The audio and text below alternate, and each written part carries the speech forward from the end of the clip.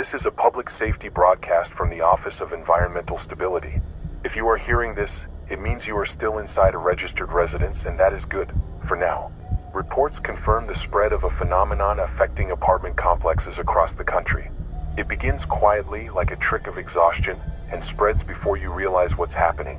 You may already be living inside a contaminated building. The first sign is the air. At night, it feels heavier, thick, as if the walls are holding their breath. The temperature stays the same, but the air no longer moves right. That's when you check your mirrors. Look for fogging, not on the surface, but behind the glass inside it. If you see that, seal the room immediately. Do not wipe it. Do not stare at it. That's how it learns your face. Victims describe hearing breathing behind the reflection, perfectly in rhythm with their own until it slowly falls out of sync. If your reflection blinks after you do, it's too late. It's already memorizing you. Do not sleep in that room. Do not break the glass. Breaking it lets it out. By sunrise, the reflection will know your movements, your voice, your posture. Neighbors will still see you in the hallways, getting your mail, locking your door, smiling, but that won't be you. You will still be in your apartment, standing before the mirror, motionless, while something else leaves in your shape. Attempts to contain the phenomenon have failed. Covering mirrors only delays it. Paint, cloth, even sealed foil won't stop the reflection from shifting underneath. Once exposed, anything that holds a reflection can become a gateway. Television screens, phone screens, even darkened windows.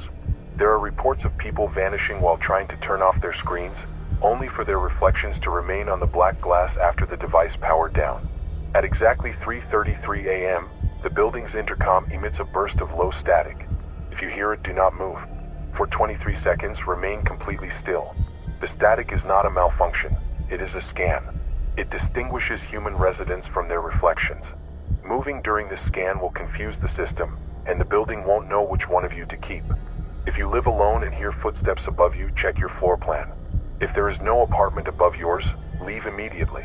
The phenomenon has been known to create false spaces, rooms that shouldn't exist, hallways that bend back on themselves, doors that lead to windows.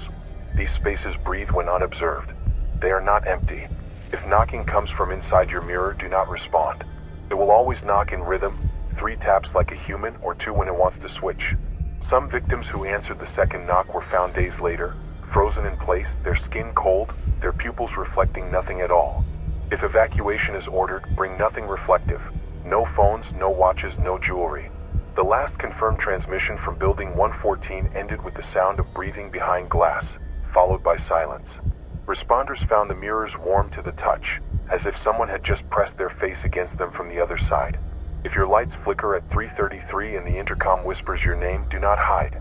That means you've already been marked. Step outside and look at the ground. If there are 2 shadows instead of 1, the replacement has already left the mirror. You are what's left behind. This is not an infection. It is not a haunting. It is replication. The mirrors are not showing what's there, they're showing what wants to be. If your reflection ever exhales before you do, turn off the lights before it finishes.